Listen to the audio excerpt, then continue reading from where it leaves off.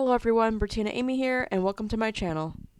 In today's video, I thought I would do a Dollar Tree DIY St. Patty's Day wreath. So I feel like I hit the jackpot because I was able to pick up a bunch of old Dollar Tree wreath frames from Facebook Marketplace because at my local Dollar Trees, they don't even have these. But anyways, for today's video, I thought I would go ahead and start with a St. Patrick's Day shamrock wreath form. And I couldn't help but notice that some areas were scrawnier than others, so I decided to take my pliers to try to peel them apart so they could be wider, because I felt like it just didn't look quite right. But that of course made it a little flatter in those areas, but I'm okay with that. Feel free to skip this step if you prefer it to have the middle piece to be as high as the rest. And I was able to do a Hobby Lobby haul because my brother-in-law actually gifted me a gift card, so I went ahead and picked up 2 rolls of this green burlap ribbon from there, since Dollar Tree, at least my local Dollar Tree that I typically frequent, hasn't been selling any green burlap ribbon as of late. And I did get this when they were having a 40% off sale. So I go ahead and take the ribbon completely off the spool and fold it in half both ways. Then I go ahead and turn the shamrock upside down with the stem facing away from me. And I decide to go ahead and wrap the middle portion around the very flat part of the stem, the bottom of it. So as you see the way I'm holding it, I have it kind of angled so that way I have a ribbon on the right and the ribbon on the left. The left part is going over and under the bar on the left, and the ribbon on the right is going over the bar on the right. And then when the ribbon crosses over the middle, the right ribbon goes over the ribbon on the left. And then they repeat the same pattern basically with the ribbon on the left going over the bar on the right and the ribbon on the right going under and around the bar on the left. I hope that makes sense. But I basically repeat that pattern. So just one more time really quick, it is the ribbon coming from the right side goes over the ribbon on the left and under the bar on the left. And the ribbon from the left goes over the bar on the right and under the ribbon on the right. I hope that makes sense. So I'll continue that pattern until I get to the bottom of the stem and touching the clover and then come right back. So from here, I go ahead and take the ribbon on the left and go over the middle bar that's parallel to me. Then take the ribbon on the right and go over the middle bar that's perpendicular to me, kind of. So now that ribbon is in the right place, but the earlier ribbon has to be manipulated so that the fold is facing me. Then I realized that the ribbon on the left will actually slide down on the left bar, so I go ahead and move it up above the bar that's parallel to me and just to anchor it and go around like in my pattern, and that way it won't keep sliding down. I hope that makes sense. And then I repeat the pattern until I run out of ribbon. Then I take my next roll of ribbon, cut it in half, and hot glue the ends of the ribbon to the ends of the ribbon on the wreath. And repeat the pattern until I get to the end. Then I go ahead and ribbon wrap a few more times, noticing that the ribbons will perfectly align over the angle in which I've originally started. And one will get over there first than the other. I hope that's making sense. So I go ahead and cut it short and glue it over top. Then the last one, which goes over the last opening, I go ahead and just wrap it towards the back and cover the original first one. I hope that makes sense.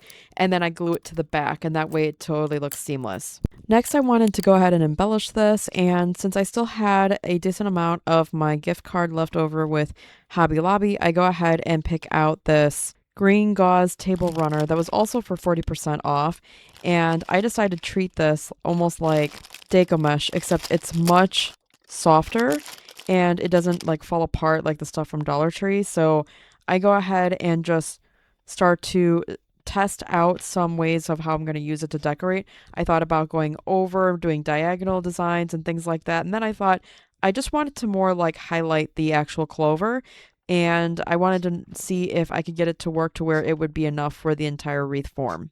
So first I tested out using zip ties, but I kept making so many changes and struggling to undo these zip ties. They are reusable. It's just that you have to get the right sized pin to pull it back so that it'll undo itself, if that makes sense. So I decided to switch it over to using no zip ties at all and just basically stringing through the material through the openings along these outsides, because I did make the ribbon wrap a little bit more on the looser side instead of tight, because I wanted to be able to further embellish it through the openings. I hope that makes sense. Then I remembered I bought this bead threader tool, and I thought I would test it out using it on this project because I was struggling to get the material through, because it is, when you scrunch it up, it feels kind of thick and it gets hard to get pulled in, and this helped a lot for my fingers. It just was easier to get through, and you don't need the entire scrunched up piece. You just need a good chunk of it, and then you can pull it through. I hope that makes sense, but I ended up starting to use this and it made such a big difference. I did get this on Amazon. I'll try to link it below, but I'm not affiliated, just FYI. But feel free to get it, or just, you don't need it. I'm just letting you know it's a helpful tool. Then once I got to the end and ran out of material, I go ahead and just take one last zip tie to secure the ends so that it looks cohesive. Then I grab a bunch of my leftover leaves from previous floral stems that I haven't used up yet, and I just pull them all off to figure out which one I want to go with to embellish my wreath with, and also to consolidate them because this is a lot and I want to be able to make sure it fits within my space. So this way it actually accomplishes two things. Once I made my selection, I go ahead and put the remainder of the leaves onto just this one leftover stem. And because I wasn't sure if I wanted to directly hot glue the leaves onto my wreath form and if it was going to work at all, if I wanted to change my mind later, I go ahead and instead to take some green pipe cleaners. I only used 2. I basically fold them in half twice each because that's all I really need to insert them into these leaves. And to make sure that they're extra secure, I go ahead and add some hot glue on a little tip of the pipe cleaner, and that way I just need a little bit of the pipe cleaner to stick out of it so I could wrap it underneath or behind the wreath form itself. You can skip this part if you really like how this turns out. You can directly glue it on. I just made this choice because I don't know if I'm going to keep it like this permanently or if I want to change it out in the future. So in total, I made 7 of these stems because I'm sticking with odd numbers for better just artistic appearance. Then I go ahead and place them in areas where I need to cover up some gaps. And to secure them, I just tie them to each other. And here's the final result. Let me know what you think in the comments below.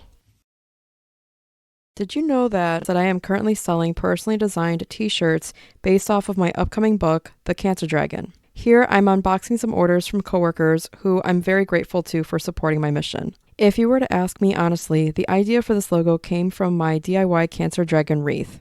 My husband bought me a shirt once that said, "I kicked cancer's ass," but because of where I work, HR would have had a hissy fit over that, so I decided to design my own. To me, there's something to be proud of in becoming a Cancer Dragon Slayer, and I really hope my journey inspires you. I never planned on designing shirts for this, but as I kept creating and finding ways to express my life story, it just happened. I thought to myself, who else might love a shirt like this? On the back, the sayings are made for slayers, warriors, supporters, and even for honoring lost warriors. These shirts were created with all of you in mind, and I was so happy with the design that I wanted to make it available for anyone who feels connected to this journey. Okay, so here's the cover so far for my upcoming book. The basic gist of it is, I became diagnosed with stage 3 cancer, got pregnant during fertility treatments, refused to abort despite my doctor's warnings that I'd die at birthing my child. For book updates or to support me, scan the code or click the link below. If you enjoyed this video, please smash that like button and subscribe. And until next time, we'll see you in the next one. Thanks for watching. Bye.